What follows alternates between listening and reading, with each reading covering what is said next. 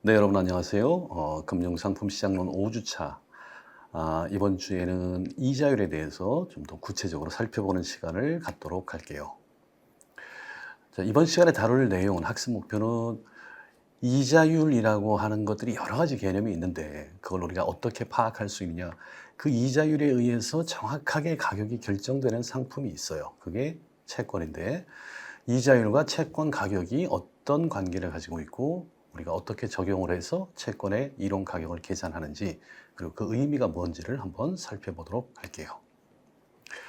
그래서 이번 시간에 다룰 내용은 먼저 이자율 그리고 채권 가격 이 둘이 어떻게 연관이 되어 있는지, 그러면 우리가 채권을 통해서 이자율이라는 걸 어떻게 계산을 할 수 있는지, 그 다음에 명목이자율과 실질이자율의 개념이 뭔지에 대해서 한번 알아보도록 할게요. 이자율은 사실은 우리가 지난주에 배웠어요. 우리가 화폐의 시간 가치를 하면서 화폐는 측정하는 시점에 따라서 같은 금액이 다른 금액으로 표시가 되는데 그걸 연결하는 매개가 바로 이자율 또는 수익률. 우리가 미래의 금액을 현재 가치로 할인할 때는 할인율이라고 불렀는데 다 똑같아요. 그게 모두 이자율을 이야기하고 있는 거예요. 우리가 지금 10,000원이 은행에서 1년에 10% 이자를 주면 1년 뒤의 금액으로는 11,000원과 같다라고 이야기를 했죠. 그때 그 사이 연결하는 바로 그 차이의 비율, 10% 그게 이자율이라고 했죠. 그 11,000원을 지금의 시점으로 계산하면 10,000원이 되는데 그 11,000원을 할인할 때 1 플러스 R, 그 R에 해당하는 게 바로 이자율이에요. 우리가 의식을 하던 하지 않던 우리의 머릿속에는 이자율이라는 개념이 있어요. 이 이자율은 실제로 우리가 경제활동을 하는 데 있어서 의사결정에서 중요한 기준을 차지해요. 일정한 소득이 있어요. 자, 그 중에 우리가 얼마를 쓸 건가 아니면 얼마를 예금을 할 건가. 그때 중요한 판단 기준이 뭐냐? 저축을 하면 소비를 하지 않고 소비를 미래로 미루면 미래에 소비할 수 있는 금액이 얼마나 늘어나느냐. 뭐에 따라서? 이자율에 따라서. 그걸 수익률이라고 표현을 해도 상관이 없고 이자율이라고 해도 상관이 없어요. 주택을 지금 살 거냐 아니면 1년 뒤에 살 거냐.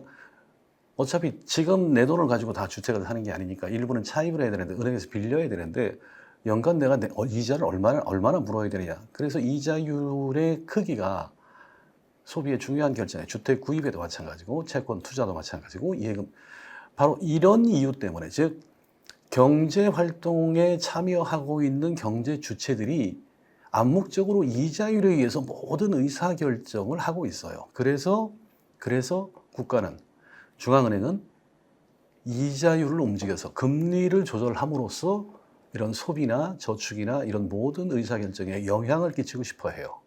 그래서 어느 시점이나 우리가 경제 관련 뉴스에서 가장 많이 이슈가 되는 게 FOMC라고 부르는 미국의 연준에서 기준금리를 얼마로 정할 것이냐가 가장 중요한 이슈 중에 하나예요. 그게 투자에도 영향을 미치고 소비에도 영향을 미치기 때문에.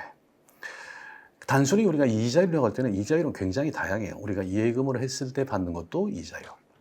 대출을 받았을 때 우리가 갚아야 되는 금액도 이자율에 의해서 결정이 돼요. 그러면 사람마다 적용되는 이자율이 다 다른데 과연 우리가 경제학에서 말하는 이 이자율이라는 건 뭘 의미하느냐? 별다른 수식어가 없이 앞에 무슨 이자율이라는 수식어가 없이 그냥 이자율이라고 할 때는 경제학자들은 흔히 만기 수익률을 이자율로 사용을 해요. YTM이라고, Yield to Maturity라고 부르는데 우리 채권 수업을 들으신 분들은 아마 금방 이해하실 거예요. 그때 많이 배웠던 내용인데 이 만기 수익률이 결국은 이자율이고 이걸로 움직임으로써 경제 주체들에게 영향을 미치고 싶어 하는 거예요. 그 다음에 우리가 맨 마지막에 이제 이자율이 크게 실질 이자율과 명목 이자율로 구분이 된다. 그 두 가지가 차이가 있다는 건 따로 설명을 드리도록 할게요. 이자율을 다른 말로 수익률이라고도 하고 이자율을 어떤 용도로 사용하느냐에 따라서 명칭은 달라요. 만기 수익률도 마찬가지고. 그런데 이건 전혀 어려운 개념이 아니에요. 우리가 이미 다 알고 있는 건데 그걸 굳이 정의를 한 거예요. 자, 예를 들어서 첫 번째, 은행에서 1년 뒤에 1,100만 원을 지급하는 CD를 현재 1,000만 원에 판매하고 있어요. 자, 양도성 예금 증서는 배웠죠. 은행이 대출 재원을 마련하기 위해서 은행이 고유한 사업을 하기 위해서 돈이 모자라면 정기예금 증서를 만들어서 팔죠. 거기에는 일정 기간 뒤에 얼마를 주겠다라고 약속이 돼 있어요. 대신 지금 팔 때 깎아서 줘요. 그래서 지금 1,000만 원을 주고 CD를 사면 1년 뒤에 1,100만 원을 주겠대요. 그러면 지금 1,000만 원을 주고 사서 1년 뒤에 1,100만 원을 받으면 수익률은 얼마일까요? 너무 쉽죠? 여러분을 무시하는 게 아니고 이런 게 이자율이다라고 하는 거예요. 자, 은행에서 1,000만 원을 대출 받으면서 1년 뒤에 이자를 포함해서 내가 총 1,100만 원을 상환하기로 했어요. 그러면 내가 은행에서 대출을 받으면서 부담하는 연간 이자율은 얼마일까요? 자, 위에 거하고 뭐가 달라요? 똑같아요. 하나는 주체가, 하나는 내가 은행에다가 돈을 빌려주면서 1년에 10%를 받는 거고, 밑에는 은행에서 내가 1,000만 원을 빌리면서 1년 뒤에 1,100만 원, 10%의 이자를 지급하는 거예요. 이 두 개에 적용되는 이자율은 뭐예요? 같은 거예요. 그래서 표현이 이자율이 됐건 수익률이 됐건 어쨌든 현재의 금액과 미래의 금액 사이를 연계해주는 그 매개, 그걸 우리가 그냥 이자율이라고 한다라고 이해를 하시면 돼요. 자, 이제 문제는 여기서부터예요. 자, 명목상으로는 1,000만 원 대출을 받는데 은행에서 서류 준비를 해야 되니까 수수료하고 인지대하고 뭐 보증료하고 이런 걸 다 작성을 해야 돼서 50만 원의 비용이 든대요. 그래서 실제 은행에서는 대출을 1,000만 원 해줬다고 썼지만 실제 저는 950만 원밖에 못 받았어요. 50만 원을 수수료로 내는. 자, 950만 원을 쓰면서 1년 뒤에 1,100만 원을 갚아야 돼요. 그러면 내가 1년 동안에 부담한 이자율은 10%보다 높을까요? 낮을까요? 내가 1,000만 원을 쓰고 1,000만 원을 빌려서 쓰고 1년 뒤에 1,100만 원을 갚으면 10% 이자를 부담하는 게 맞는데 실제로 내가 쓴 돈은 950만 원밖에 안 되는데 1,100만 원을 내래요. 그러면 내가 부담한 이자율은 10%보다 어때요? 당연히 높아져요. 그러면 실질적으로 내가 부담한 이자율은 얼마냐? 어떻게 계산하느냐? 이 시간 아시죠? 내가 950만 원을 빌렸어요. 그리고 갚을 때 원금에다가 이자를 곱한 금액을 더해서 갚아야 돼요. 그래서 그 금액을 1,100만 원으로 은행이 제시를 했어요. 그러니까 현재의 금액 곱하기 1 플러스 R을 한 게 1,100만 원이 될 때의 R의 값을 계산을 하시면 돼요. 그럼 이게 얼마나 나오느냐? 15.79%가 나오죠. 너무나 단순한 케이스죠. 이 케이스를 잘 기억을 해 두셔야 돼요. 이게 채권의 본질이에요. 이게 다예요. 기업도 마찬가지예요. 기업도 지금 950억을 채권을 발행을 해서 빌렸어요. 그리고 1년 뒤에 1,100만 원을, 1,100억을 갚아주기로 했어요. 그러면 실제 이 기업이 950억을 사용하면서 1년 동안에 부담한 이자율은 얼마냐? 15.79%. 똑같은 내용이에요. 그래서 그게 이자율이 됐건 수익률이 됐건 그건 같은 개념이다라고 일단 이해를 하시고, 자, 이제 조금 케이스를 복잡하게 해서 현금 흐름에 대해서 한번 살펴볼게요. 은행에서 뭐라고 하냐면 지금 일정 금액을 예금을 하시면요, 저희가 돈을 나눠서 드릴게요. 자, 이게 이제 명칭이 연금 상품이 됐건 뭐 적금이 됐건 어떤 상관이 없어요. 자, 은행에서 지금 10,000원을 예금을 하시면요, 저희가 1년 뒤에 500원, 2년 뒤에 500원, 3년 뒤에 1,500원을 드리고 끝나는 이런 금융상품을 만들었습니다. 자, 여러분 가입하시죠? 라고 이야기를 해요. 자, 그러면 나는 지금 이 10,000원이 없어요. 없으면 빌리면 되죠. 수익성이 충분히 높으면 우리가 빌려서 투자를 할 수도 있고 예금을 할 수도 있으니까. 만약에 5% 이자로 자금을 조달할 수 있다. 그럼 이걸 투자를 해야 되겠느냐? 자, 그냥 단순 계산을 하면 지금 10,000원을 든단 말이지. 그러면 500원, 500원, 1,500원. 오, 그럼 11,500원. 와, 1,500원이 더 생기네? 그러면 10,000원에서 1,500원이 더 생기니까 3년 동안 15%의 수익률 나누기 3 하면 이렇게 되겠네? 이렇게 계산하시면 안 된다는 걸 알지요? 왜? 1년 뒤에 500원과 2년 뒤에 500원, 3년 뒤에 1,500원을 명목상에 이 주어진 금액으로 그대로 계산을 하시면 안 돼요. 왜? 현재 시점으로 환산을 하면 이 금액이 달라지니까. 자, 은행이 조건을 바꿔서 이 금액을 1,565원을 지금 내야 이렇게 준대요. 그러면 투자를 해야 될까요? 말아야 될까요? 이 상품에 가입을 할까요? 말까요? 만약 8,988원만 내도 이렇게 준다면 투자를 하면 될까요? 안 될까요? 자, 공통적으로 이게 지금 금액으로 표시가 되어 있기 때문에 우리가 직관적으로 이해하기가 어려워요. 그래서 우리는 이걸 이자율로 바꿔요. 수익률로. 이건 우리가 이제 예금하는 걸 가정을 했으니까 수익률이 되겠죠. 즉, 지금 10,000원을 예금해서 1년, 2년, 3년 뒤에 이렇게 돈을 받는다는 건 3년 동안 나는 연평균 몇 %의 이자를 주겠다는 걸까? 과연 은행이. 자, 8,988원을 예금하면 이렇게 준다는 건데 일단 명목상으로는 금액이 굉장히 커지는 것 같은데 이게 수익률로 따지면 연간 몇 %의 이자에 해당하는 걸까를 알아야 우리가 다른 상품으로 비교를 할 수가 있어요. 그래서 우리는 현금흐름이건 단일한 한 번 발생하는 경우건 이렇게 여러 번에 걸쳐 나눠주는 경우는 항상 이걸 연간 이자, 연간 수익률로 전환을 해야 다른 상품과 비교를 할 수가 있어요. 자, 그럼 이건 어떻게 하느냐? 우리가 화폐의 시간가치에서 배웠어요. 1년 뒤에 500원은 지금의 금액으로 따지면 얼마일까? 2년 뒤에 500원은 지금 3년 뒤에 1,500원은 지금의 금액으로 따지면 얼마일까를 환산을 해야 되죠. 그 환산하는 걸 우리가 현재 가치 계수라는 걸로 배웠어요. 자, 당신한테 적용되는 이자율이 만약에 5%다 그러면 5%를 적용했을 때 1년, 2년, 3년 뒤에 들어오는 이 금액을 현재 시점으로 모두 환산해서 더하면 얼마가 되느냐? 5%. 이 컬럼을 사용하시면 돼요. 1년 뒤에 500원은 지금으로 따지면 95.24%만큼의 가치가 있어요. 그래서 500 곱하기 0.9524. 2년 뒤에 들어오는 500원은 이 금리가 5%일 때 여기 있죠. 90.7%로 계산을 해야 돼요. 그래서 500 곱하기 0.9070. 3년 뒤는 0.8638로 계산을 해요. 이 세 개를 계산해서 더하니까 얼마가 나오냐? 정확하게 10,000원이 나와요. 즉 지금 10,000원을 예금을 해서 이렇게 3년에 걸쳐 나누어서 돈을 준다는 건 은행에서 이야기는 하지 않았지만 결국 나한테 3년 동안 매년 5%의 이자를 지급해 드리겠습니다 라는 것과 같은 얘기예요. 그래서 이걸 이제 식으로는 정확하게는 500 나누기 1 플러스 0.05, 500 나누기 1 플러스 0.05의 제곱, 1 플러스 0.05의 3승 이렇게 해서 이 세 개를 다 더하면 정확하게 10,000원이 돼요.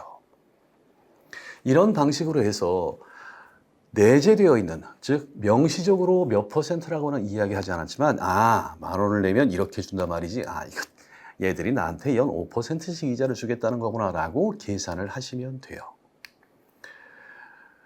자, 그런데 이제 10,000원이 아니라 1,565원을 내면 돈을 이렇게 준대요. 자, 그러면 은행은 나한테 연간 3년 동안 3번에 걸쳐서 연간 몇 % 이자를 주는 거냐를 계산하기에 앞서서 자, 직관적으로 10,000원을 예금해서 이렇게 받으면 나는 5%의 수익을 얻은 거예요. 그런데 이제 10,000원이 아니라 1,565원을 예금을 해서 이렇게 받는다. 그러면 내가 얻는 수익률은 연간 5%보다 높아요, 낮아요? 이걸 정확하게 이 관계를 아셔야 돼요. 지금 10,000원 나가고 이렇게 들어오면 5%. 그런데 지금 10,000원, 예를 들어서 20,000원을 예금하면 이렇게 준대. 내가 지금 불입해야 되는 금액이 커지면 3년 동안 내 수익률은 어떻게 된다? 낮아지겠죠. 10,000원 투자해서 이렇게 받아야 겨우 5%인데 15,000원, 20,000원을 투자하면 이렇게 준대. 여기서 우리가 중요한 관계를 알 수가 있어요. 미래에 주는 금액이 정해져 있을 때 지금 적은 금액을 투자해서 이걸 받을 수 있으면 수익률이 높은 거예요. 그런데 지금 많은 돈을 투자해서 이거밖에 못 받으면 어떻게 된다? 수익률이 낮다라는 걸 의미를 한다. 이게 이자율과 채권 간의 관계예요. 그래서 이걸 제대로 이해를 못 하시면 채권 투자를 하실 수가 없어요. 조금 더 살펴볼게요. 자, 그럼 이 경우는 어떻게 계산을 해야 되느냐? 1년 뒤에 500원은 그러면 이 세 개를 모두가 현재 시점으로 할인을 해서 더한 게 1565원이라는 얘기예요. 그러면 1 플러스 R의 제곱, 1 플러스 R의 3승 이걸 더한 게 1565원이 되는 이 R 값을 찾으시면 돼요. 어떻게 찾느냐 아시죠? 트라이얼 앤 에러 방식으로 시행착오법이라고 하는 단순 무식한 방법으로 이 값이 나올 때까지 R을 계속 바꿔보는 거예요. 1% 넣어보고 안 되면 1.1% 넣어보고 1.2% 넣어보고 1.4 해서 이게 같은 값이 나올 때까지 이걸 멋있는 말로 시행착오법, 영어로는 이제 트라이얼 앤 에러 메소드라고 하는데 이 단순 무식한 작업을 누가 제일 잘하느냐? 컴퓨터가 제일 잘해요. 그래서 컴퓨터한테 시키면 돼요.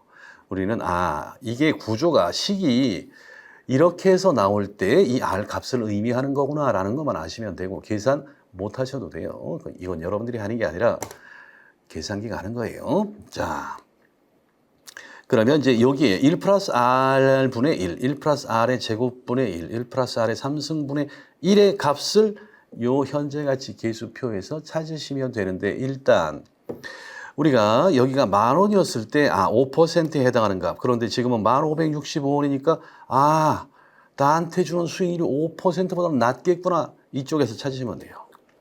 찾아서 예를 들어 3%를 가지고 집어넣어 봐요. 그러면 3% 할인율을 적용을 하면 1년 뒤에 들어오는 500원은 97.09%로 계산을 해요.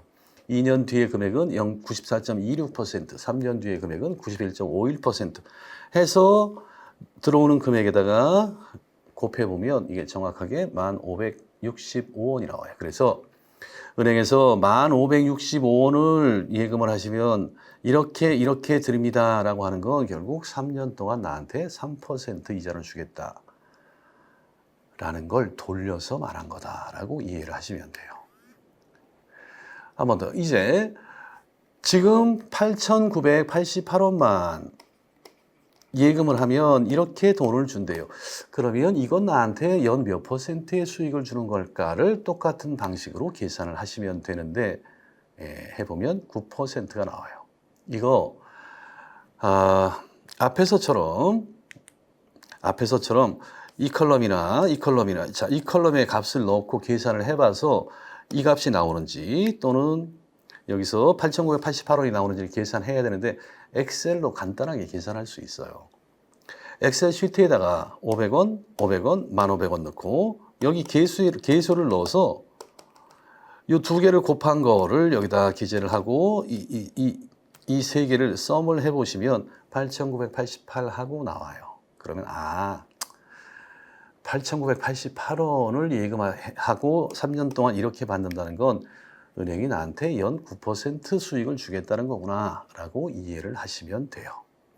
자, 이게 이해가 되시면 우리가 이제 채권이라는 상품을 이해할 수 있어요. 자, 지난 시간에 우리가 주식의 평가에서 이야기한 것처럼 모든 금융 상품의 가격은 뭐라고요? 그 금융 상품을 통해서 미래에 받을 것으로 예상되는 현금 흐름을 모두 현재 가치로 환산해서 더한 거다라고 이야기를 했어요. 그래서 이제 주식의 경우에는 그게 그 현금 흐름이 배당이니까 배당을 가지고 평가를 한다. 그래서 배당 평가 모형이라는 걸 가지고 주식의 이론 가격을 계산하고 그게 주식의 이론 가격을 계산할 수 있는 거의 유일한 학문적으로 검증된 가장 합리적인 방법이다라고 설명을 드렸죠. 채권도 마찬가지예요. 그때 현재 가치를 계산할 때 적용되는 이게 바로 이자율이에요. 자, 우리가 앞으로 중앙은행이 이제 어떤 방식으로 해서 이자율을 컨트롤하는지에 대한 과정을 배울 텐데 거기서는 따로 이자율에 대해 설명을 안 할 거예요. 네. 이 이자율에 대한 개념을 머릿속에 넣고 계시면 앞으로 수업을 이해하시는 여러분의 인생을 이해하시는데 경제를 이해하시는데 많은 도움이 될 거예요. 자, 그래서 현재 가치 계산을 통해서 금융상품의 가격을 계산한다는 걸 봤고, 이제 이게 실제로 이제 현실 사회에서 자금이 이전하는 관계에서는 이 이자율이 여러 가지 형태로 적용이 돼요. 우리가 원리금을 상환하는 방식에 따라서 단순대출, 그냥 만기에 돈 빌렸다가 만기에 내가 한 방에 원금보다 큰 금액을 줄게. 그 차이가 이자예요. 그러면 돌려받는 원금 거기에 대해서 몇 퍼센트 이자를 받는지를 계산을 하시면 돼요. 그걸 우리가 단순대출이라고 불러요. 그런가 하면 우리가 돈을 빌리고 나중에 돈을 갚는데, 물론 거기는 이자가 포함이 되어 있는데 그 이자를 매 기간 똑같은 금액을 갚는 방법이 있어요. 뭐 10년 만기 아파트 담보대출을 받고 뭐 3억을 받고 매달 뭐 얼마씩 똑같은 금액을 3년간 납입하기로 해요. 그러면 매달 납입하는 그 금액 안에는 원금을 상환하는 부분과 그 기간에 이자에 해당하는 부분이 같이 들어가 있어요. 그러면 그 중에 그래서 나한테 이게 몇 퍼센트 이자를 적용하는 걸까 고민할 거 없어요. 다 배웠어요. 그게 개수가 좀 많아졌을 뿐이지 원리는 똑같아요. 어떻게? 매 기간 나가는 현금 흐름을 1 플러스 R, 1 플러스 R의 제곱, 1 플러스 R의 3 다 현재 가치로 바꾸시면 돼요. 그게 현재의 금액과 같아질 때 그 R을 계산하고, 얘들이 나한테 이자를 연 몇 퍼센트를 뜯어가는구나 라고 이해를 하시면 돼요. 방식은 똑같아요. 예. 그 다음에 이제 우리가 채권, 그 중에 이제 이표채에 대해서 한번 살펴볼게요. 자, 우리가 채권이라고 하는 상품은 여러분들이 이제 직접 투자를 할 수도 있고, 회사에서 또 많이 발행도 하고, 국가에서도 발행을 해요. 그러면 채권의 특징은 뭐냐? 지금 내가 일정 금액을 주고 종이쪽을 사면 앞으로 어떻게 돈을 지급하겠다라는 내용이 약속이 돼 있어요. 자, 그걸 못 지키면 어때요? 회사가 속칭 이제 부도가 나는 거죠. 예, 디폴트예요. 채무 불이행이라고 부르죠. 채무 불이행이 발생하면 그냥 회사는 파산이에요. 그러니까 회사가 망하기 싫으면 아마 그 돈을 줄 거예요. 거꾸로 그 돈을 못 받으면 회사는 망하는 거예요. 자, 그러면 우리가 해야 할 일은 뭐냐? 지금 일정한 금액을 주고 앞으로 돈을 이렇게 나눠서 받게 되는데, 이게 그럼 나한테 연간 몇 퍼센트 수익을 주는 건지를 알아야 이 투자가 적절한지 아닌지를 평가를 할 수가 있어요. 내가 그 이자 받을 거면 차라리 은행에다 예금한다, 내가 떡 써먹고 말지. 그걸 판단을 하려면 그 안에 들어가 있는 수익률이 몇 퍼센트인지를 계산해야 되는데, 채권에서는 그 수익률을 멋있는 말로 만기 수익률이라고 불러요. 뭐 전혀 새로운 개념이 아니고 우리가 지금까지 설명을 했던 그 이자율의 개념을 채권이라는 상품에 적용을 하고 거기에서 계산된 이자율을 만기 수익률이라고 부른다라고 이해를 하시면 돼요.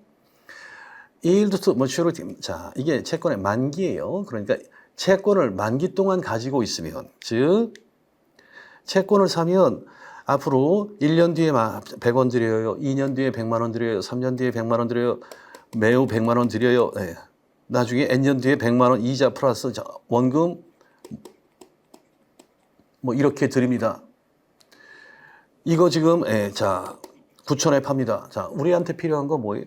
내가 9천을 주고 이걸 사서 앞으로 돈을 20년간 또는 10년간 만기까지 이렇게 받으면 받는 금액, 투자하는 금액은 나와 있는데 뭐가 안 나와 있느냐? 그래서 나한테 몇 프로 이자를 주겠다는 거야만 몰라요. 이제 그것만 알면 돼요. 그걸 우리가 지금까지 계산을 해왔고 그걸 채권에서는 만기 수익률이라고 부른다라고 이해를 하시면 돼요. 그래서 채권의 만기 수익률은 그 채권을 사서 만기까지 보유를 해서 약속한 이자와 원금을 다 받았을 때 우리가 만기까지 얻을 수 있는 수익률을 의미한다라고 이해를 하시면 돼요. 명칭에 그렇게 나와 있지요. 자, 앞에서 봤던 단순 대출의 경우에는 아주 간단해요. 지금 100원을 빌려요. 1년 뒤에 110원을 갚아요. 또는 지금 100원을 예금을 해요. 1년 뒤에 110원을 받아요. 만기까지 1년이에요. 이자율은 몇 퍼센트일까요? 10%. 왠지는 더 이상 설명 안 드릴게요. 자, 균등 분할 상환을 한다. 일정 금액을 대출을 받았어요. 대출 금액이에요. 론 밸류예요. 그래서 1억 대출을 받았어요. 그리고 이제 돈을 갚아야 돼요. 매월 50만 원씩 해서 뭐 3년이건 5년이건 이렇게 갚으래요. 그러면 이게 1년에 나한테 몇 프로 이자를 주는 거냐 계산하시면 돼요. 어떻게? 1개월 뒤에 50만 원, 이거의 현재 가치는 1 플러스 i, 2개월 뒤에 50만 원은 1 플러스 i의 제곱해서 다 갚을 때까지의 기간에 대해서 1 플러스 i의 n승을 넣고 그게 현재의 금액 1억과 같아지는 순간에 이 i가 얼마인지를 계산하시면 돼요. 이거 식이 이렇게 된다는 것만 이해하시면 돼요. 여러분한테 계산하라고 안 해요. 아무 의미가 없어요.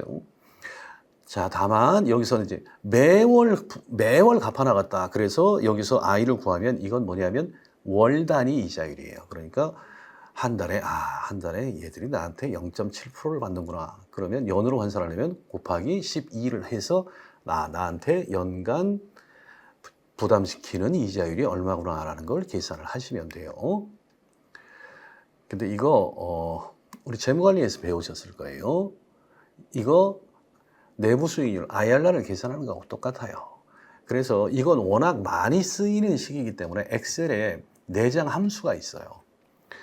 은행에서 500만 원을 빌렸어요. 그러면서 5년 동안 120만 원씩 5번에 걸쳐서 갚기로 했어요.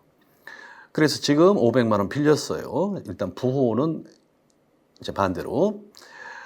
자, 1년 뒤에 120만 원을 갚아요. 2년 뒤에, 3년 뒤에, 4년 뒤에, 5년 뒤에. 그러면 500 빌리고 하나, 둘, 셋, 넷, 다섯, 600을 갚는 거네? 그러면 500에 600이니까 20%? 20%. 5년 동안 20%를 더 내니까 나누기 5를 하면 1년에 4%?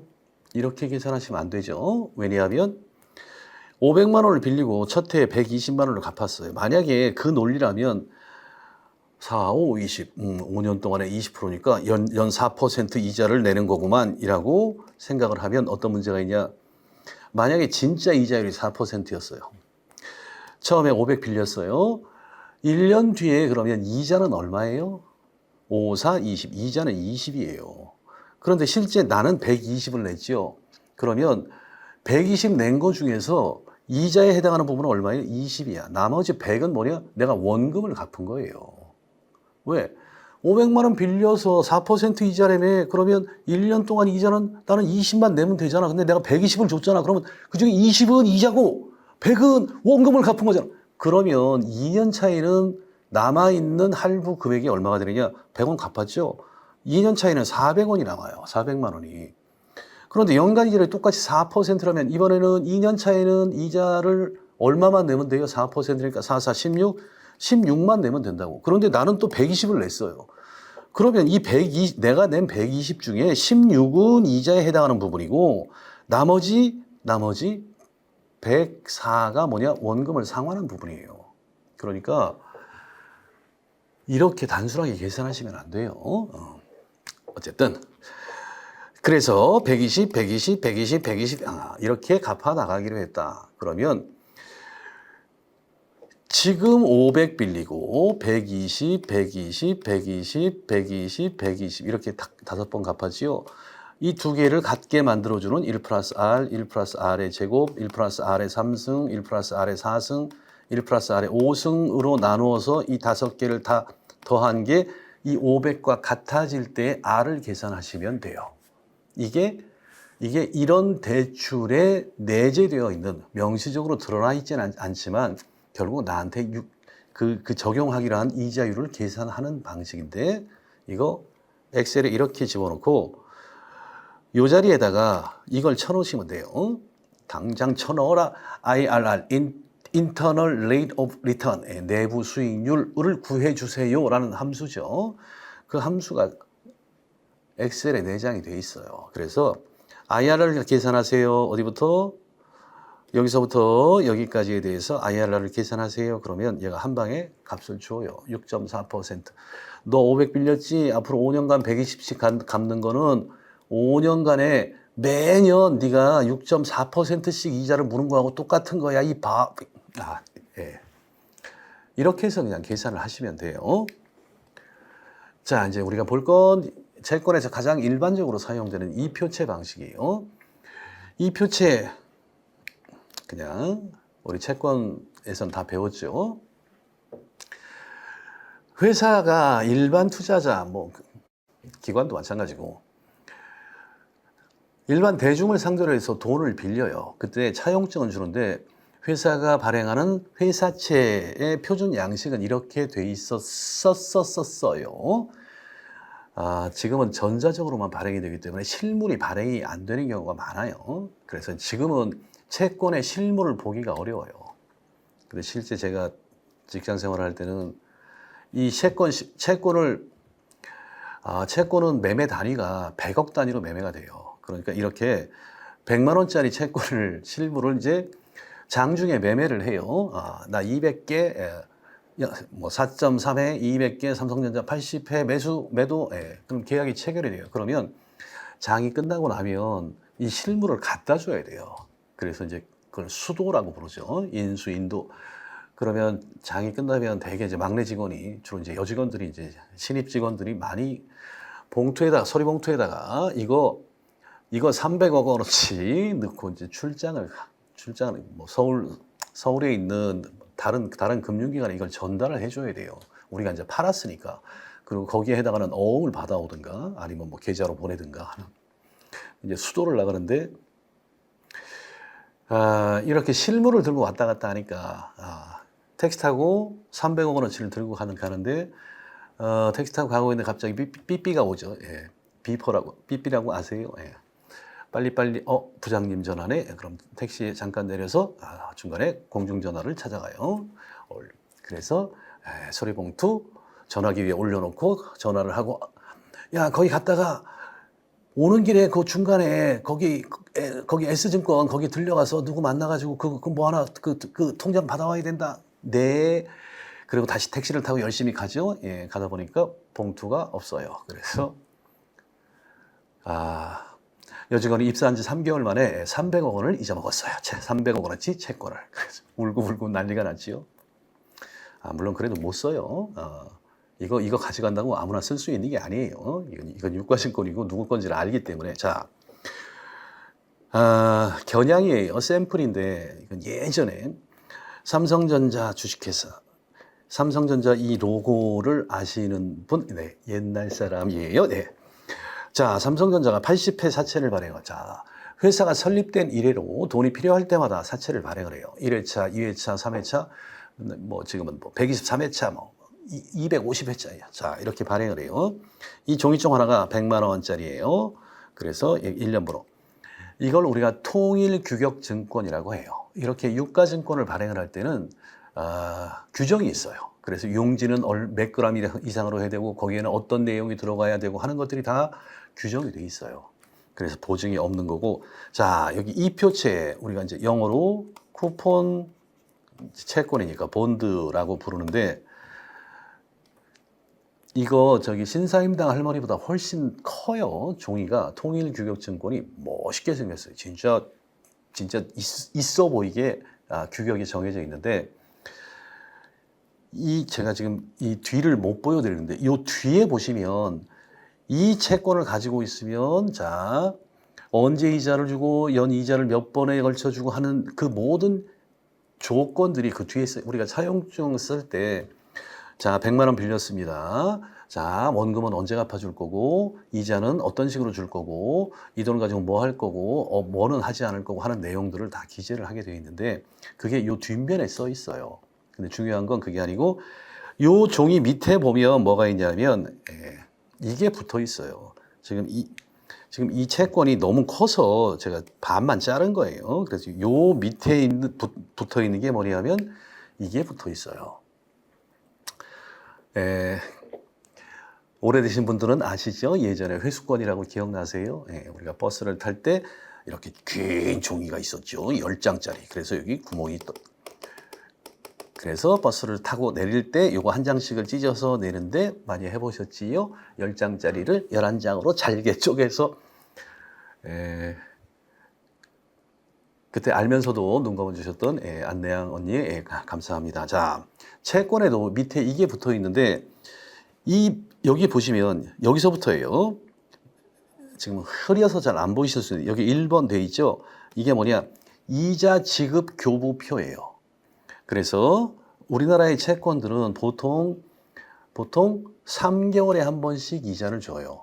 그러니까 100만 원 주고 이걸 사요. 즉 삼성전자에 이 종이 쪽을 받고 100만 원을 빌려줘요. 그러면 1년에 몇 뭐 7%, 8% 이자를 주는데 그걸 1년에 한 번 주는 게 아니라 1년에 4번 걸쳐서 나눠줘요.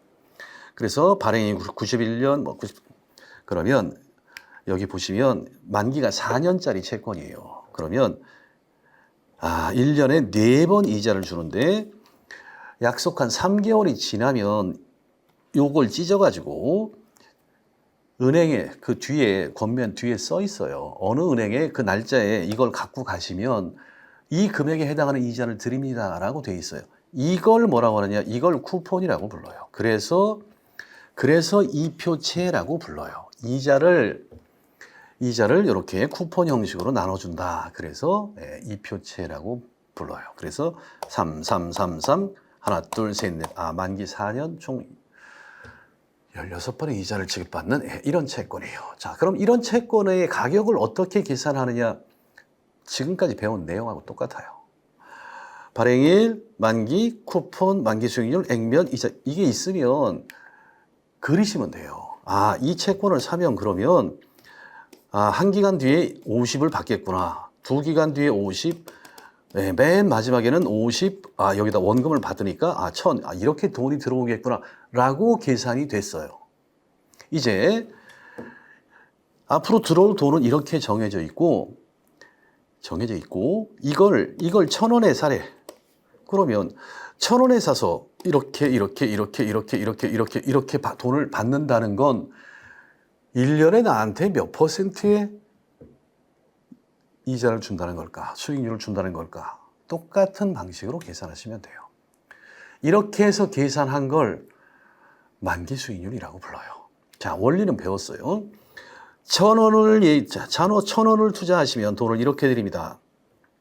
거꾸로 돈을 이렇게 드리는데 요거 지금 800원에 팝니다. 그러면 예를 들어서 1,000원을 주고 사서 돈을 이렇게 받으면 내가 계산을 해보니까 연간 10% 수익이 나는 거야. 그런데 800원에 판대. 그러면 800원에 사서 돈을 이렇게 받으면 내가 만기까지 얻을 수 있는 수익률은 10%보다 높아요, 낮아요? 더 높지요. 그래서 1,000원을 주고 샀을 때 10%면 800원을 주고 사서 돈을 이렇게 받으면 수익률이 14%. 예를 들면 이런 식으로 계산이 돼요. 그래서 이 관계를 이걸 외우셔야 돼요. 이제 수익률이 높아지면 채권의 가격은 어떻게 된다? 내려간다예요. 반대로 수익률이 낮아지면 채권의 가격은 올라간다. 수익률은 뭐와 같다? 이자율과 같다예요. 이자율이 높아지면 채권의 가격은 내려가요. 이자율이 내려가면 채권의 가격은 올라가요. 이거 이상한데 왜 이자율이 올라가면 채권도 이자를 많이 받는다는 거니까 좋은 거니까 사람들이 더 많이 사지 않을까라고 오해를 하시면 안 돼요. 그러면 영원히 채권과는 이번 생에는 이별이에요. 왜 이자율과 채권 가격이 반대로 움직이느냐? 채권은 태어날 때 정해져 있어요. 뭐가? 앞으로 줄 돈이 정해져 있어. 그러면 이게 얼마나 수익률이 높은 거냐 낮은 거냐는 뭐에 달려 있느냐? 얘가 1년에 10% 이자를 우와, 그럼 좋은 상품이에요, 나쁜 상품이 모르죠? 금리가 미친 듯이 올라서 미국 정부가 물가를 잡겠다고 예를 들어서 예전에 볼커가 했던 것처럼 은행 금리를 25%를 준대요. 그러면 사람들이 이걸 1,000원을 주고 사서 돈을 앞으로 이렇게 받는구나. 그러면 연 10% 수익은 나겠구나라고 판단을 하고 있었는데 갑자기 금리가 올라서 은행에서 돈 갖고 오시면요, 저희 1년에 25% 이자 줘요. 사요, 안 사요? 아무도 안 사요. 야, 1,000원 주고 사서 이거 돈 이렇게 받으면 결국 1년에 10% 수익 준다는 거 내가 첫 돌았냐 이걸 아무도 안 사요. 그럼 어떻게 되냐? 채권의 가격이 떨어져요. 그래서 만약에 이걸 500원을 주고 사도 돈을 이렇게 줍니다. 가만히 있어봐. 1,000원 주고 사서 이렇게 받으면 연 10%인데 500원만 줘도 이렇게 돈을 준단 말이야. 그럼 수익률이 높아지네. 다시 계산을 해야 돼요. 수익률을. 뭐를? 만기 수익률을. 그래서 채권의 가격이 이자율과 반대 방향으로 움직여요. 시중에 금리가 높아지면 이 채권이 뭐가 되느냐? 꼬진 채권이, 후진 채권이 돼요. 아무도 안 사요. 어떻게 되냐? 가격이 내려가요. 반대로 다른 데 암만 투자해봐야 연 2% 이상은 수익을 낼 방법이 없어. 그런데 삼성전자가 발행했어. 이건 원금을 떼일 염려가 없네. 자, 이게 1,000원. 그래서 1,000원을 투자해서 돈을 이렇게 받으면 연 10%. 야, 굉장히 좋은 상품이네. 저도 살게요. 네, 수요가 늘어요. 수요가 늘면 가격이 올라가요. 금리가 떨어지면, 즉 시중에 다른 데 투자를 했을 때 얻을 수 있는 금리가 낮아지면 어떻게 되느냐? 기존에 발행됐던 채권의 매력도가 올라가요. 그래서 채권에 대한 수요가 늘어서 채권 가격이 올라가요. 그래서 이자율과 채권의 가격이 반대로 움직여요. 이 논리를 잘 기억하셔야 돼요. 그래서 흔히 일반 투자자들이 아니 금리가 올라가면 채권도 이자를 더 점점 많이 줄 거 아니야. 그게 아니라 채권은 날 때 줄 이자가 처음부터 정해져 있어요. 물론 신규로 채권을 발행하는데 금리가 높아져 있다. 그러면 똑같이 높은 금리로 채권을 발행을 할 거예요. 그런데 우리가 투자하는 채권은 뭐예요? 이미 발행이 돼 있는 채권이에요. 이게 정해져 있는 채권이에요. 그럼 이 금액이 얼마나 매력적이냐는 우리가 다른 데 투자했을 때 얼마나 더 많은 수익을 얻을 수 있느냐에 따라 달라지기 때문에 자, 채권의 가격은 우리 채권 투자로 들으신 분들은 아마 금방 아실 건데 자, 엑셀을 통해서 간단하게 계산할 수 있어요. 채권의 가격이나 만기 수익률. 채권도 MTS를 가지고 핸드폰으로 거래할 수 있어요. 그러면 채권의 조건들이 다 나와요. 이거 어느 회사가 발행한 거고 등급이 뭐고 발행일이 언제고 만기가 며칠 남았고 하는 것들이 다 나와 있는데 거기에 보면 이제 이자율 거기 쿠폰이 나와 있고 즉 채권에서 주기로 한 이자율이 나와 있고 그걸 지금 가격에 사면 수익률이 얼마인지가 계산이 돼 있어요. 그렇지 않고 창구에 가서 증권사 같은 데 가서 직접 채권을 사실 때 발행 조건하고 그래서 이 채권의 지금 가격이 얼마입니다라고 아마 이야기를 해줄 거예요. 그러면 그때 넌지시 물어보세요. YTM이 얼마예요? 그러면 증권사 직원이 깜놀해요. 어머, 이분은 YTM도 아시는 분이네. 무슨 뜻인지는 모르고 단어만 알고 있는데 괜찮아요. 그럼 잘 모르니까 YTM이 얼마예요? 그럼 YTM이라는 게 이렇게 돈을 주는 채권을 내가 지금 증권사에서 팔겠대. 이걸 950원에. 그럼 950원에 또는 950만 원에 이 채권을 사서 돈을 이렇게 받으면 너 나한테 결국 이 채권을 통해서 연 몇 % 수익을 주겠다는 거냐를 물어보고 있는 거예요. 그걸 알아야 내가 다른 데 투자를 할지 예금에 투자를 할지를 비교할 수 있으니까. 그때 적용이 되는 게 YTM이다. 그게 바로 우리가 경제학에서 말하는 이자율이라고 하는 거예요. 자, 뭐 지금은 채권에 대해서 깊이 들어가자는 게 아니니까. 이표채의 가격이 액면가하고 같으면 만기 수익률과 이표율은 같다. 그냥 됐어요. 이것만 합시다. 이표채의 가격과 만기 수익률은 서로 반대 관계에 있다. 즉 이자율이 높아지면 채권의 가격은 내려간다. 반대로 채권의 가격이 올라가면 이자율은 떨어진다. 일단 그것만 기억을 하시고 1700년대에 영국 정부가 발행한 채권에서 주로 그때 전쟁을 많이 했는데 전쟁 자금을 조달하기 위해서 민간으로부터 돈을 뺐는데 그냥 뺏으면 안 되니까 야, 돈 갖고 내가 앞으로 이렇게 해서 갚아줄게 라고 해서 채권을 발행을 했는데 그중에 브리티시 컨설이라고 하는 채권이 있어요. 이건 이제 영구채인데 이거는 원금을 안 갚아줘요. 대신 영원히 이자만 줘요. 그렇게 해서 발행된 채권을 이제 컨설이라고 불러요. 우리말도 아니죠. 한자로 영구채, 퍼피추어티라고 부르는데 뭐 이런 채권도 있어요. 채권의 가격은 아주 간단하게 계산할 수 있는데 중요한 문제가 아니니까. 그 다음에 이제 할인채. 이거 마저 할까요? 뭐 어려운 게 아니에요. 자, 영국 정부가 채권을 발행하는데 지금 약속을 하는 거예요. 너 이 종이쪽 나한테 지금 일정 금액을 주고 사면 내가 1년 뒤에 10,000원을 줄게. 2년 뒤에 10,000원. 3년 뒤에 10,000원. 언제까지? 영원히. 이자율이 만약에 10%였다. 만약에 이 순간에. 그러면 이 채권을 얼마를 주고 사는 게 적정하냐? 이론 가격을 계산해야 되는데 간단해요. 어떻게 계산하느냐? 1년 뒤에 10,000원 준다고 그랬죠? 이걸 나누세요. 할인을 하세요. 현재 가치로 따지면 이거야. 2년 뒤에 또 10,000원을 준대. 이거 현재 가치로 따지면 1 플러스 R의 제곱이야. 해서 다 더하세요. 10,000원 영원히 영구적으로 준대요. 이거 다 더하시면 돼요. R이 10% 여기다 0.1을 넣고 계산하시면 돼요. 아이씨, 무한대인데 이걸 어떻게 무한대까지 계산하니? 이 바보, 이게 되지요? 왜? 초항은 1.1분의 만, 공비가 1.1분의 1, 항수가 무한, 뭐예요? 무한등비 수열이에요. 무한등비 수열의 합, 무한등비 급수를 계산하는 식으로 넣으시면 1-공비분의 초항, 이번 생에는 다시 안 만나실 줄 알았죠?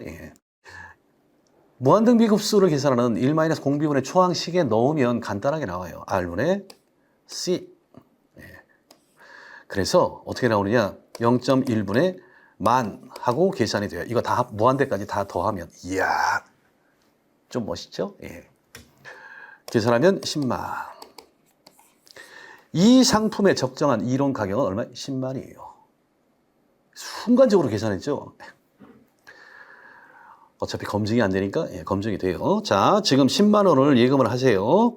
이 10만 원이 적정한 가격인지를 보기 위해서 이자율이 10%예요. 자, 이자율이 10%일 때 10만 원을 예금하면 1년에 이자가 붙어요. 얼마? 10만 원에 10%, 만 원의 이자가 붙어요. 찾아서 쓰세요. 그러면 원금이 얼마가 남아요? 10만 원 예금했다가 1년 동안에 이자가 10,000원 붙었는데 10,000원 찾아 썼으니까 원금이 10만 원. 그죠? 다시 1년이 지나면 이자가 붙어요. 몇 프로? 10%. 얼마? 10,000원이 붙어요. 찾아 쓰세요. 다시 1년이 지나면 원금이 얼마예요? 10만 원. 거기에 대해서 이자가 붙어요. 10,000원. 찾아 쓰세요. 내가 이걸 하다 죽었어요. 그러면 우리 애들이 대를 이어서 우리 애들이 또 이거 하다 죽어. 그럼 다 영원히 뭐예요? 지금 10만 원을 예금하면 이자율이 연 10% 이자율만 변하지 않으면 매년 10만 원씩이 이자가 붙어요. 언제까지? 영원히. 그거 이자 붙은 것만 찾아 쓰세요. 그럼 됐죠? 그래서 그게 뭐냐? 그게 이걸 다 더한 거예요. 그래서 이론 가격은 10만 원이에요. 어쨌든 이건 이제 채권과 관련된 얘기니까 이건 다음 시간에 계속해서 이야기를 하기로 하고 하나만 더 이야기를 할게요. 우리가 은행에서 받는 이자율 또는 우리가 주식 투자를 통해서 채권 투자를 통해서 받는 이자율, 원금보다 많은 돈을 받았어요. 그 차이가 뭐예요? 이자율이죠. 근데 그걸 우리가 nominal rate, 명목 이자율이라고 불러요.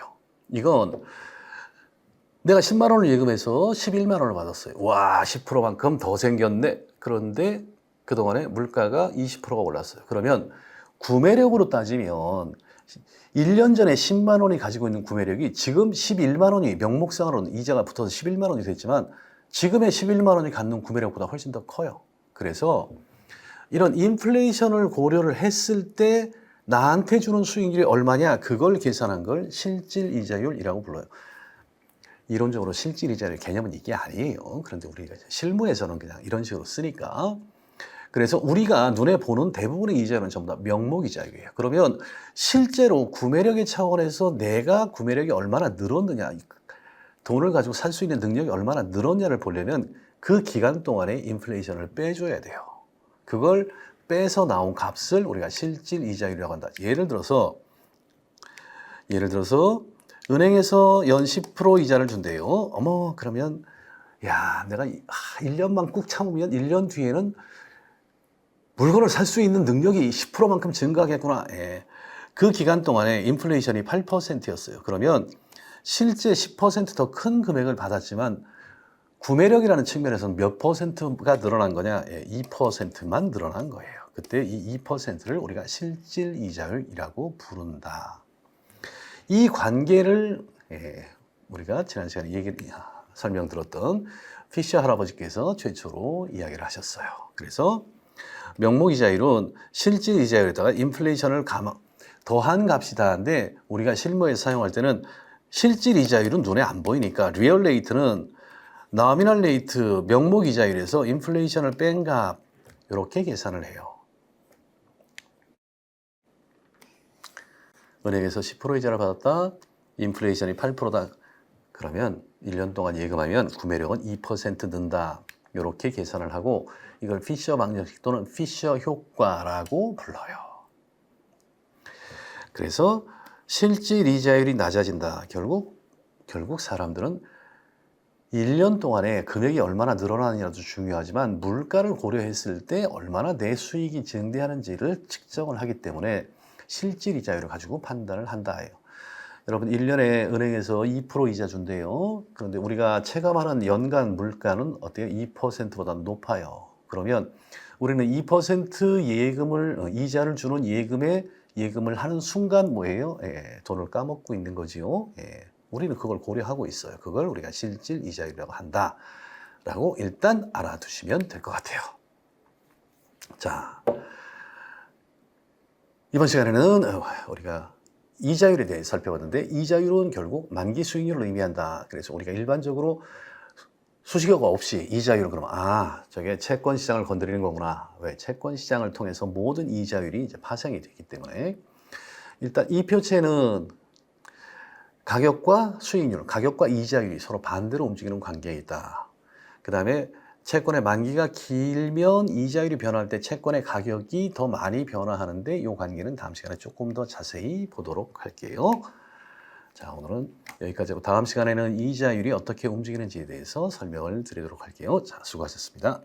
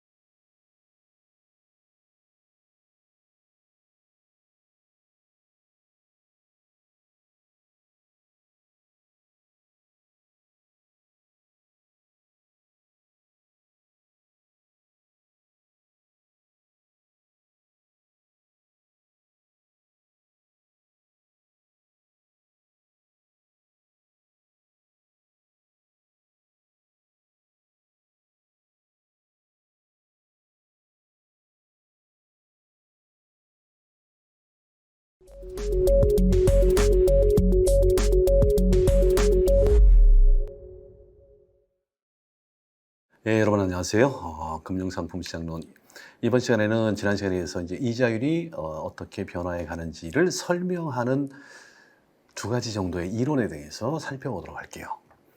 이번 시간의 학습 목표는 우리가 이제 이자율, 채권 시장에서 결정이 된다라고 일단 이해를 하시고, 그러면 결국 채권에 대한 수요 공급에 따라서 이자율이 달라지겠구나. 그러면 그 수요 공급을 변화시키는 요인이 뭐냐를 하나씩 살펴보고, 그 다음에 통화량이 이자율과 어떤 관계가 있는지를 설명하는 이론에 대해서 간략하게만 살펴보도록 할게요.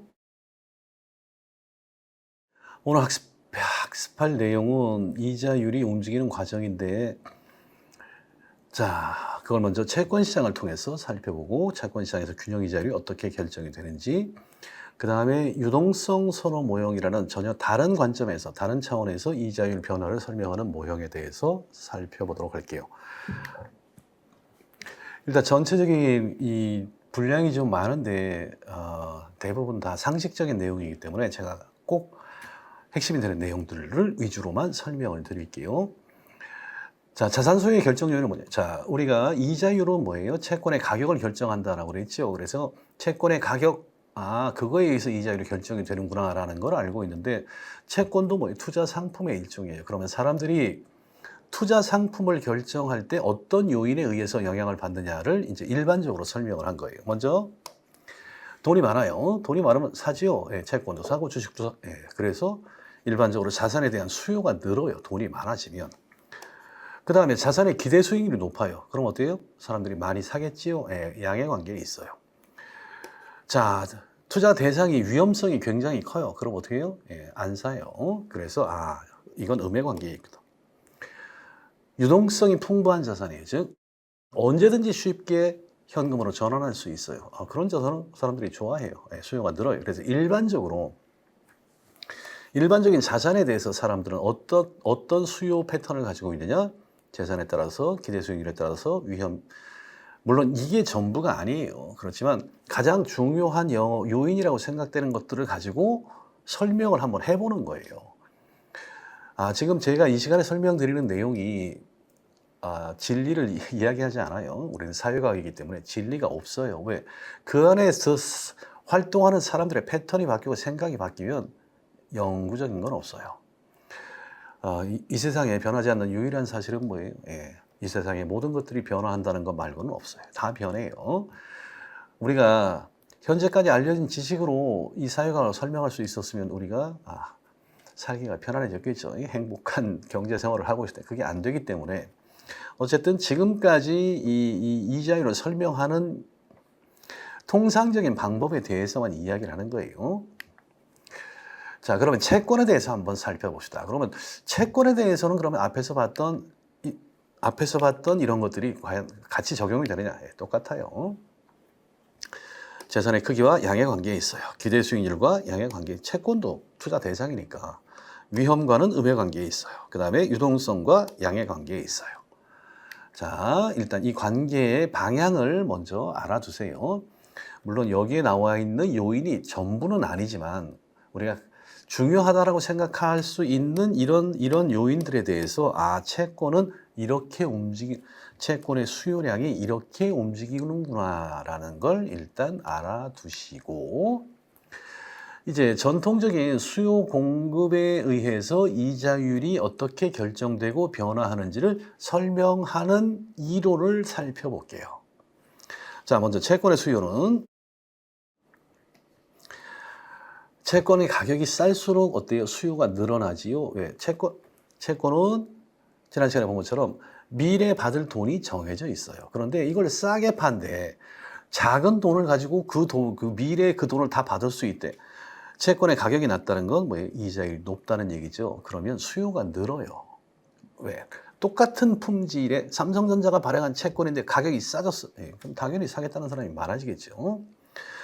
한편 공급 측면에서 보면 채권의 가격이 낮으면 어때요? 삼성전자가 채권을 발행하는데 이거 액면이 100만 원짜리인데 90만 원밖에 안 팔아요. 그래서 공급량이 감소를 해요. 채권 가격이 물건값이 싸지면 팔겠다는 사람이 줄어들어요. 일반적인 재화와 똑같다예요. 채권도. 다만 공급자가 이제 국가 이렇게 뭐 제한이 되어 있을 뿐이지 일반적인 재화와 같은 방향으로 움직인다예요. 자, 그러면 이런 관계에서 균형 가격이라고 부르는 채권의 이자율은 어떻게 결정이 되느냐? 여기가 채권이에요. 여기가 채권의 가격이에요. 우리 많이 봤던 PQ의 이거죠. 똑같은 곡선이에요. 일단 디맨드 커브는 수요 곡선은 가격이 낮아지면 수요는 늘죠. 가격이 싸니까 사겠다는 사람은 이만큼 산대요. 근데 팔겠다는 사람이 이거밖에 없어요. 이 사람들 다 못 사요. 그래서 더 사고 싶으면 가격을 올려줘야 돼요. 그래서 가격이 올라가면 이제 이 정도만 되면 저 이만큼 살래요. 저는 이만큼 팔기. 그래서 이 두 개가 같아지는 이 점에서 균형이 이루어진다예요. 그 점에서 채권의 가격이 결정이 된다. 채권의 가격이 결정된다는 건 곧 뭐예요? 이자율이 만기 수익률이 결정이 된다는 것과 똑같다예요. 이와 같이 전통적인 경제학에서 말하는 것처럼 수요와 공급이 일치하는 점에서 채권의 가격이 결정이 되고 거기서 이자율이 확정이 된다. 자, 이런 방식으로 이제 시장의 이자율을 설명하는 이론들이 있어요. 자, 그러면 이제 이자율이 고정되어 있는 게 아니고 변하겠죠. 자, 왜 변하냐? 그 원인을 알아야 우리는 그러면 이렇게 변화시키고 싶으면 이 변수를 움직이면 되는구나라는 걸 알 수가 있어요. 그래서 일단 이것들을 변화시키는 요인이 뭔지를 이제 하나씩 살펴보는 거예요. 먼저 채권 수요량의 변화는 앞에서 봤죠. 바로 그거예요. 재산 상태가 국민들의 재산 상태가 줄어요. 당연히 채권 못 사죠. 라면 사 먹을 돈도 없는데 무슨 채권 투자를 하라고 난리야. 안 사요. 기대 수익률 관계를 알죠. 기대 수익이 높아지면 채권에 대한 수요가 늘어요. 그러면 채권을 더 많이 팔려면 수익률을 더 줘야 되겠구나. 이 5가지 요인에 의해서 채권의 수요가 변화한다라는 걸 우리가 앞에서 살펴봤어요. 그래서 이런 요인들이 변화할 때 이제 우리가 그래프로 봤던 이 채권의 수요 곡선이 이제 이렇게 되면 어떻게 되느냐? 수요가 늘어요. 수요가 늘어나면 공급이 변화가 없으면 뭐예요? 균형 이자율은 이자율이 올라가요. 즉 다른 조건은 변하지 않았는데 사람들이 재산이 많아져서 채권을 더 사겠대. 지금 가격 지금 살려면 좀 더 주셔야 되는데 얼마면데 더 비싸도 사요. 그래서 이자율이 올라갈 수 있다예요. 그래서 채권 수요가 증가하면 채권의 수요 곡선이 오른쪽으로 이동한다. 그래서 채권의 수요 곡선을 움직이는 요인은 재산, 예상 이자율, 그 다음에 기대 인플레이션, 우리가 피셔 효과를 배웠죠. 그 다음에 다른 자산에 대비해서 채권의 위험이 더 높아지느냐 낮아지느냐, 그 다음에 다른 자산에 비해서 채권의 유동성이 높으냐 낮으냐에 따라서 채권의 수요 곡선이 움직인다. 자, 그러면 어떤 방향으로 움직이느냐라는 걸 따로 하나씩 표시를 해놨어요. 재산이 늘어나면 가격에서 수요량도 늘어난다. 그래서 수요 곡선이 우측으로 이동을 한다. 예상 이자율이 높아진다. 즉 이자율이 앞으로 올라간대요. 그럼 어떻게 되냐? 채권의 매력도가 떨어져요. 그러면 채권 안 사요. 나중에 금리 떨어지면 나중에 이자율이 올라가면 더 좋은 상품들이 나올 거예요. 아무도 안 사요. 그래서 수요가 줄어요. 그러면 수요 곡선은 좌측으로 이동을 해요. 기대 인플레이션이 올라간다. 앞으로 물가가 오를 것 같아요. 그러면 채권은 안 사요. 왜? 채권은 명목이자를 주기 때문에 인플레이를 고려하면 수익률이 낮아져요. 그래서 수요 곡선이 이쪽으로 이동을 해요. 다른 자산에 대비해서 채권의 위험도가 커졌다. 경기가 안 좋아서 채권을 발행한 회사들의 상태가 앞으로 안 좋아질 것 같아. 이거 원금을 날리는 수가 있겠는데 아무도 안 산다. 수요가 줄어요.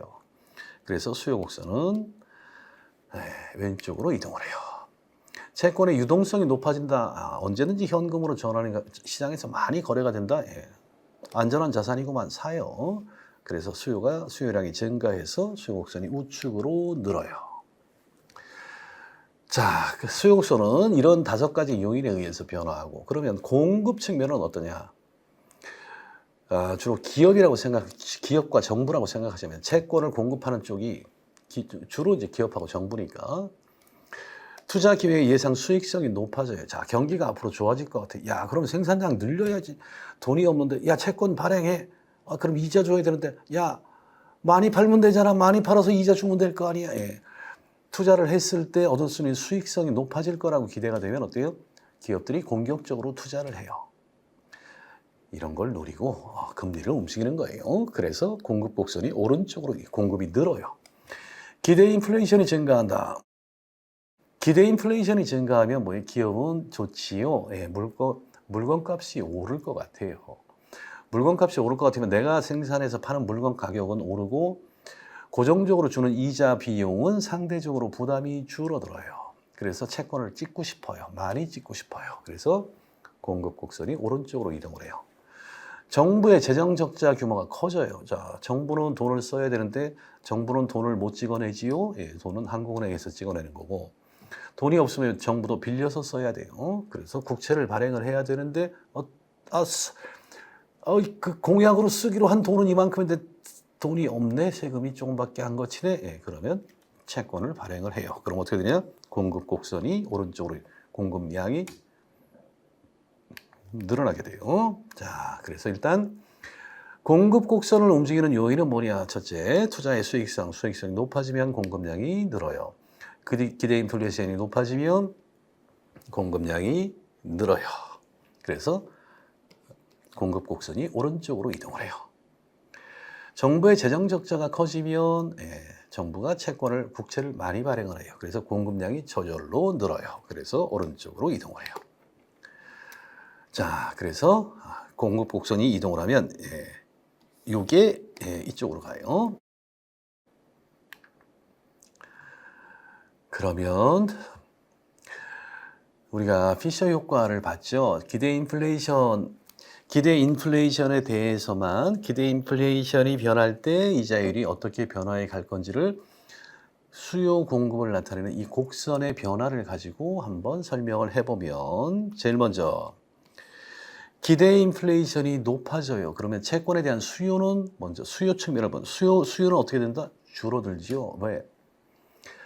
물가가 많이 올라갈 것 같아. 근데 채권은 투자해봐. 1년에 5% 이자 준대. 야, 1년에 물가가 10% 올라가는데 채권 5% 이자 받으면 뭐하니? 안 사, 채권. 그래서 어떻게 되냐? 수요량이 줄어서, 수요가 줄어서 수요 곡선이 왼쪽으로 이동을 해요. 한편 기대 인플레이션이 높아지면 기업들은 어떻게 해요? 채권의 공급량을 늘려요. 앞에서 봤죠? 그래서 채권의 공급 곡선이 이쪽으로 이동을 해요. 그러면 이 두 개의 균형점이, 두 개가 만나는 점이, 원래 이 파란 선이 수요 곡선, 공급 곡선이어서 채권의 균형 가격이 여기서 결정이 됐었는데, 얘가 이쪽으로 이동을 하고 얘가 이쪽으로 이동하는 바람에 균형점이 새롭게 바뀌었어요. 그래서 채권의 가격이 어떻게 되느냐? 떨어져요. 두 가지가 다 작용을 했죠. 첫째, 수요가 줄었어요. 즉 사겠다는 사람이 줄어드니까 가격은 내려가지요. 거기에다가 뭐예요? 팔겠다는 사람이 늘었어요. 인플레이션이 높아지니까 사겠다는 사람은 저는 더 이상 고마할래요, 안 살래요 하는데, 팔겠다는 사람이 더 늘어나 어떻게 되겠어요? 당연히 가격이 떨어지지요. 예. 채권의 가격이 떨어진다는 건 뭐예요? 이자율이 높아진다는 거예요. 그래서 피셔 효과가 뭐라고요? 명목 이자율은 실질 이자율 플러스 인플레이션율. 인플레이션이 높아지면 어떻게 된다? 이자율이 올라간다는 관계를 나타내고 있어요. 일단 실질 이자율은 둘째 치고, 기대 인플레이션이 높아지면 거기에 따라서 명목 이자율이 높아진다라는 걸 피셔 효과는 이야기하고 있는데, 그래프로 보니까 분명하게 알 수 있다. 당연한 거구나. 따로 증명 과정 없이 우리는 당연히 이런 관계가 성립한다라는 걸 이해할 수 있다. 자, 경기가 확장될 것 같다. 그러면 이제 이자율은 어떻게 변화하느냐를 한번 수요 공급의 이동을 가지고 한번 설명을 해볼게요. 경기가 앞으로 확장이 될 것 같아요. 즉, 경기가 좋아질 것 같아. 그러면 기업들은 어때요?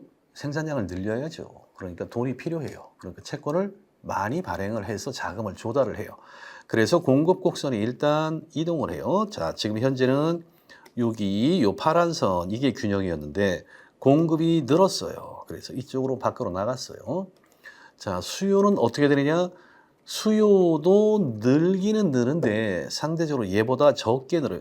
그래서 얘는 이만큼 나가는데 수요는 요거밖에 안 나갔어요.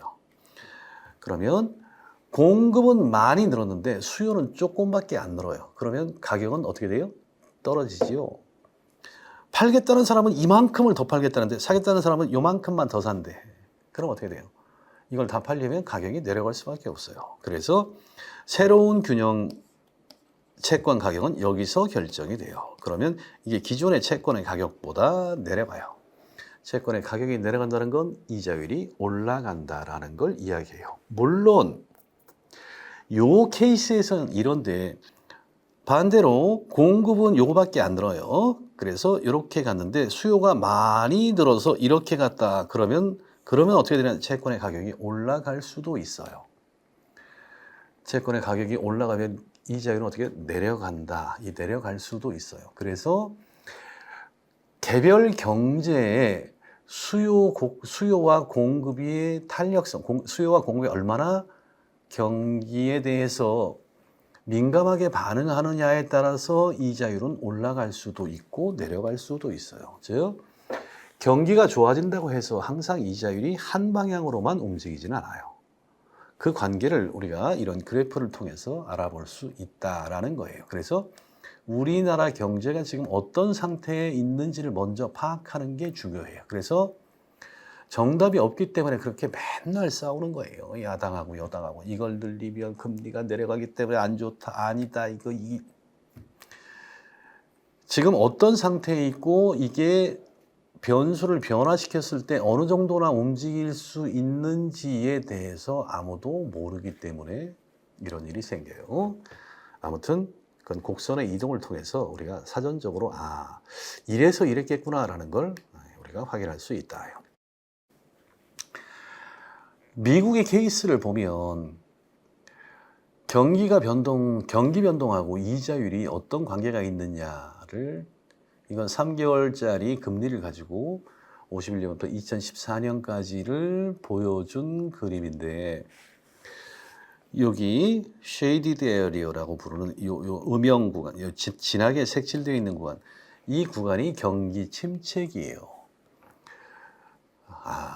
뭐 안 좋은 거죠. 근데 경기는 어차피 순환하니까 경기가 항상 좋을 수만은 없어요. 항상 침체기는 오게 마련이고 경기 침체기하고 이자율이 어떤 관계에 있느냐를 보면 뭐 이 그래프를 보고도 뭐 여러 가지로 해석할 수 있는 방법이 있겠지만 일반적으로 보면 금리가 쭉 올라가지요. 그 다음에 경기 침체가 와요.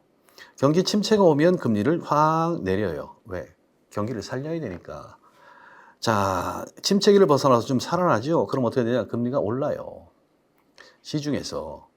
경기가 침체기를 뚫고 지나오면 사람들이 기분이 추운 겨울이 지나고 새봄이 왔으니까 미친 듯이 생산활동 노동도 하고 그 돈 가지고 펑펑 쓰고 난리를 그러면 이제 금리가 올라가요.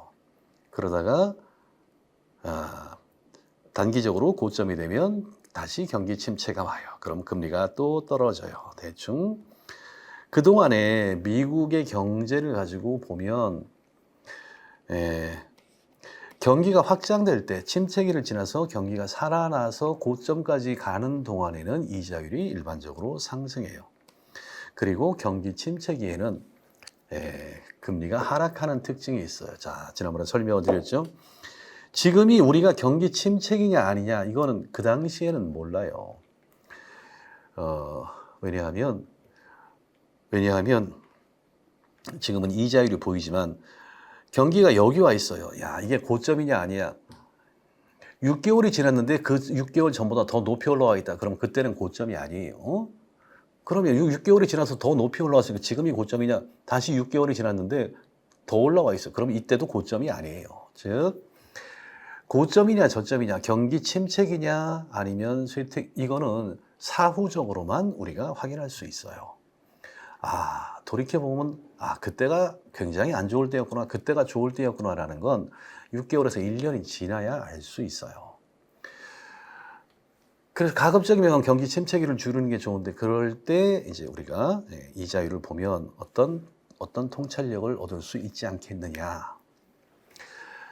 자, 이제 이자율의 변동을 지금까지는 수요 공급의 곡선 측면에서 봤고, 이자율이 변동하는 과정을 설명하는 새로운 프레임이 유동성 선호 모형이에요. 물론 이거 말고도 많이 있는데, 유명한 존 메이니어드 케인즈가 그렇게 분석하는 거 말고 이런 식으로도 이자율 변화를 분석할 수 있어라고 하는 새로운 모형을 제시를 해요.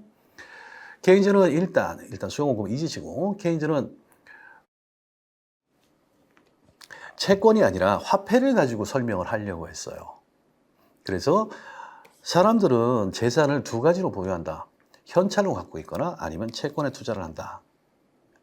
이 두 가지로만 가지고 있다라고 일단 가정을 해보자. 그러면 경제 내에 있는 재산의 총량, 이건 서플라이예요. 그래서 채권, 본드, 머니. 사람들의 재산은 채권하고 현금인데, 채권, 현금, 그 수요를 다 합하면 당연히 공급과 같아지겠죠. 그래서 채권에 대한 수요, 돈에 대한 수요, 이 두 개를 더한 건 이게 경제 전체의 재산이니까 이 두 개는 항상 같을 수밖에 없다. 이건 뭐 항등식이죠. 그래서 채권에 대한 서플라이와 채권에 대한 디맨드, 이 두 개의 총량이 같으니까, 만약에 이게 크면 얘가 작고 아니면 얘가 작으면 얘가 크고, 이렇게 해서 아무튼 총량이 같다는 얘기예요. 자, 그럼 이 식을 이제 이쪽으로 이항하고 이쪽으로 이항하면 이렇게 쓸 수 있죠. 이거는 뭐냐? 채권에 대한 공급과 수요, 공급에서 수요를 뺀 거예요. 그래서 만약에 이쪽이 0이다. 그러면 이쪽도 어때요? 당연히 0이 되겠지요. 이건 항등식이니까. 그런데 케인즈는 일단 요게 화폐에 대한 공급은 순간적으로 보면 정해져 있다라고 가정을 해요. 즉 우리 경제 내에 화폐의 총량이 얼마냐, 그걸 뭐 M1이 됐건 M2가 됐건 특정 시점을 놓고 보면 어때요? 화폐의 총량은 정해져 있죠. 민간이 가지고 있는 예금과 화폐, 주머니에 있는 돈, 그걸 다 합하면 총량은 정해져 있어요. 그러면 채권 가격은 뭐에 의해서 결정이 되느냐? 화폐에 대한 수요에 의해서 결정이 된다. 이게 이제 논의의 출발점이에요.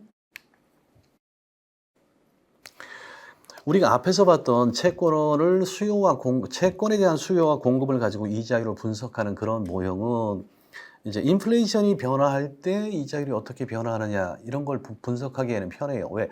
인플레이션 요인이 수요와 공급에 다 들어가 있기 때문에 인플레이션이 변하면 수요가 이렇게 변하고 공급이 이렇게 변하기 때문에 이자율이 이렇게 변합니다라고 분석을 하는 데는 편해요. 그런데 이 유동성 선호 모형은 기본적으로 뭐예요? 인플레이션이 변수가 아니에요. 인플레이션이 없어요. 뭐만? 화폐하고 채권밖에 없어요. 그러니까 인플레이션에 대해서는 아무런 이야기를 할 수 없어요. 그래서 우리가 어디에 초점을 두느냐에 따라서 어떤 모형을 쓸 거냐 하는 취사 선택이 이루어져요. 그래서 지금 다루고 있는 유동성 선호 모형에서는 소득, 물가, 화폐 공급 뭐 이런 거에 따라서 이자율이 어떻게 변화하는지를 분석하는 데는 편리하다예요. 자, 일단 화폐에 대한 수요와 이자율은 음의 관계에 있어요. 즉 이자율이 높으면, 즉 채권에 투자했을 때 높은 수익을 얻을 수 있으면 화폐를 가지고 있으면 안 돼요. 당연하죠? 그래서 음의 관계에 있어요. 이자율이 높으면 화폐에 대한 수요는 줄어요. 사람들은 화폐 아니면 채권을 사야 되는데 이자율이 높다, 채권에 대한 수익률이 높다 그러면 현금으로 가지고 있는 거 다 채권으로 바꾸셔야 돼요. 그래서 서로 반대의 관계에 있어요. 그래서 이자율은 화폐 보유에 따른 기회 비용을 나타낸다. 그러면 자, 이 케인즈 모형에서 화폐에 대한 수요는 어떻게 되느냐? 이자율이 상승하면 화폐의 수익률이 하락하죠. 화폐는 수익률이 없으니까 수요가 감소해요. 화폐의 공급은 어떻게 되냐? 화폐의 공급은 중앙은행에서 그냥 특정 시점에 얼마 풀어 해서 정해졌으니까. 자, 그러면 화폐의 수요는 뭐에 의해서 이동하느냐? 소득 효과가 있다. 소득 수준이 높아지면 어때요? 현찰을 많이 가지고 있으려고 해요. 왜? 많이 쓰고 싶어. 왜? 돈 많아. 내가 좀 버는 사람이야. 화폐에 대한 수요가 늘어요. 그래서 수요 곡선이 우측으로 이동을 해요. 물가가 상승한다. 물가가 올라. 그러면 화폐를 어떻게 해야 되냐? 많이 가지고 있어야 돼. 왜? 당장 라면 사 먹어야 되는데 라면 값이 비싸단 말이야. 그러면 어떻게 해요? 그걸 채권에 투자해 놓으면 그걸 언제 다시 팔아가지고 라면 사겠냐? 화폐에 대한 수요가 늘어요. 그걸 우리가 물가 효과라고 불러요. 어떤 측면에서 화폐에 대한 수요를 분석하느냐에 따라서 이름을 붙인 거예요. 소득이 많아지면 현찰도 많이 갖고 있어요. 물가가 높아지면 그 똑같은 물건을 사기 위해서 현찰이 더 많이 필요하기 때문에 현금에 대한 수요가 늘어요. 자, 화폐 공급은 누가 결정하느냐? 중앙은행에서 결정을 해요. 공급을 늘리면 수직으로 서 있던 화폐의 공급 곡선이 오른쪽으로 이동을 해요. 자, 이제 이런 움직임이 최종적으로 이자율을 어떻게 변화시키는지를 볼게요. 앞에서 봤던 변수들, 첫째, 소득이 늘면 머니에 대한 디맨드가 늘어요. 그래서 화폐의 수요가 여기에서 이쪽으로 이동을 해서 금리가 올라가요. 일반적으로. 물가가 올라간다. 화폐에 대한 수요가 는다고 했죠. 그래서 화폐에 대한 수요가 늘어서 이쪽으로 가요. 그러면 이자율이 올라가요. 화폐 공급이 늘어난다. 자, 이제 디맨드는 가만한데 공급이 여기에서 이쪽으로 늘어요. 그러면 어떻게 되냐? 이자율이 내려가지요. 1차적으로 이러한 변화가 있을 거다라는 걸 우리가 알 수 있다요. 그래서 소득이나 물가가 변화한다. 소득이 늘면 물가가 오르면 수요가 는다고 했죠. 그래서 공급은 정해져 있는 상태에서 수요가 늘어나서 이자율이 올라가는 과정을 표시하고 있어요. 화폐의 공급량을 늘리면 수요가 일정한 상태에서 공급이 늘어나니까 이자율이 낮아지는 과정을 표시하고 있어요. 그러면 화폐 공급의 증가율을 높이면 이자율이 과연 낮아지느냐? 첫째, 유동성 효과가 있죠. 그래서 일단 유동성 선언, 방금 본 것처럼 다른 모든 조건에 일정한데 화폐 공급량이 늘었어요. 화폐 공급이 늘면 어떻게 돼요? 이자율이 내려가지요. 그래서 이건 공급량이 늘면 즉각적으로 이자율이 내려가요. 그걸 우리가 유동성 효과라고 불러요. 자, 그런데 이건 단기적인 효과고 화폐의 공급이 늘어. 그러면 일단 시중에 돈이 많아지니까 뭐 돈이 흔해졌네? 그럼 돈 빌리는데 큰 돈 안 들겠네? 여기까지 맞는데 이게 시간이 가면서 소득 효과, 물가 효과, 기대 인플레이션 효과 이 세 가지 효과를 복합적으로 나타나게 되면서 최종 결과가 달라져요. 일단 용어만 알아두세요. 소득 효과가 봤지요? 화폐 공급이 늘어나면 어떻게 돼요? 소득이 늘지요. 그러면 화폐에 대한 수요 곡선이 오른쪽으로 이동을 해요. 그러면 어떻게 돼요? 이자율이 올라가지요. 두 번째, 물가 효과. 화폐 공급이 증가하면 돈이 흔해지니까 물가가 높아져요. 물가가 높아지면 수요가 어떻게 된다고? 아까 늘어난다고 했죠. 늘어나면 이자율이 높아져요. 그 다음에 화폐 공급이 증가하면 돈이 흔해졌네? 그럼 물건 값이 올라가겠는데 사람들이 기대가 인플레이션에 대한 예상이 높아져요. 그럼 어떻게 되냐? 이자율이 올라가요.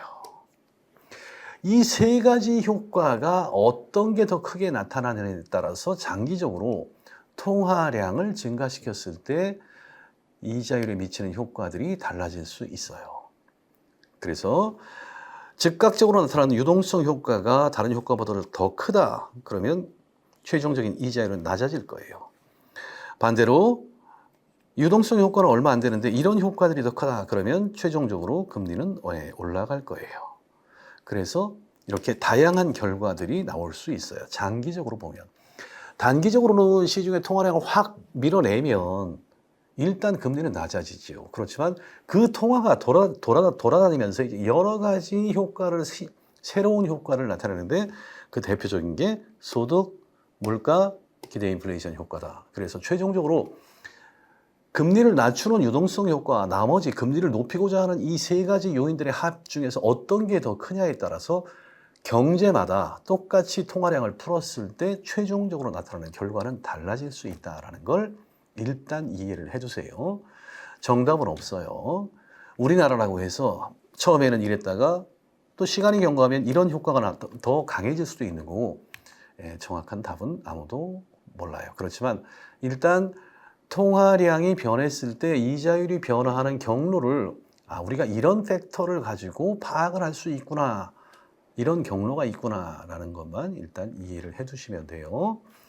이제 미국의 경우에 50년대부터 2014년까지 화폐 공급의 증가가 화폐 M2를 변화시켰을 때 이자율이 어떻게 변화해 가는지를 한번 쭉 살펴봤는데, 이게 시기마다 앞에서 본 것처럼 이게 시기마다 이런 경우가 나타나는 경우도 있고 이게 나타나는 경우, 이거 참 방향은 참 알 수가 없다인데, 방향은 알 수 없지만 설명은 이런 식으로 하면 가능한 것 같다 라는 이야기를 하고 있어요. 그래서 미국의 과거 자료는 기대 인플레이션 효과가 가장 중요한 요인인 것처럼 보인다. 최근에 들어서 연구를 해보니까 화폐 증가율을 높이면 단기 이자율을 하락시키는 이런 요인이 더 커지는 효과를 가지고 오는 것 같더라. 그래서 최근에 들수록 아마도 경제가 좀 복잡해지면서 우리가 전통적으로 알고 있는 통화가 직접적으로 이자율에 미치는 효과가 점차 줄어드는 것 같아요. 이건 경제마다 조금씩 다르지만, 어쨌든 이자율이 변화해가는 과정은 이렇게 설명을 할 수가 있다. 자, 이번 시간에 이제 채권의 수요가 뭐에 의해서 변화하는지를 봤고, 채권의 공급이 어떤 요인에 의해서 변화하는지를 봤으니까, 우리가 이제 금리를 변화하고 싶으면 수요 측면에, 공급 측면에 어떤 부분을 조정을 하면 더 효과적인지를 우리가 경제마다 유용한 변수를 찾아낼 수 있을 것 같아요. 이런 수요 공급 측면에서 보는 모형이 있고, 케인즈가 말한 유동성 선호 모형에서는 이제 화폐를 가지고 이자율 변화를 설명하고 있다.